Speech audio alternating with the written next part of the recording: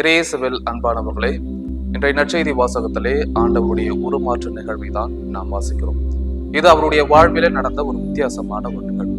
தன்னுடைய நெருக்கமான சீடர்களோடு அவர் மலை மீது ஏறி அங்கே அவர் ஜெபிக்கின்ற பொழுது அவருடைய மனித சாயல் மறைத்து இறை சாயல் வெளிக்கொணர்வதை நாம் பார்க்கிறோம்.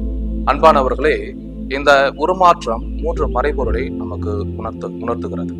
ஒன்று, ஆண்டவர் இயேசு கிறிஸ்து உண்மையாக இறைமகன் எனவும் அவர் கடவுளால் அனுப்பப்பட்டவர் எனவும் அவர் சாவை ஏற்றுக்கொண்டார் எனவும் மனித வாழ்வினுடைய மாட்சிமையும் துன்பையும் அவர் பங்கெடுத்தார் எனவும் நமக்கு தெளிவுபடுத்துகிறது. அன்பானவர்களே, இந்த உருமாற்றம் நம்முடைய மனித சாயலை மறைத்து இறை சாயலை கொண்டு வருவதற்கு நமக்கு எல்லாம் ஒரு உதாரணமாக இருக்கிறது. நாம் ஜெபிக்கின்ற பொழுது இதுதான் நம்முடைய வாழ்விலே நடக்கிறது.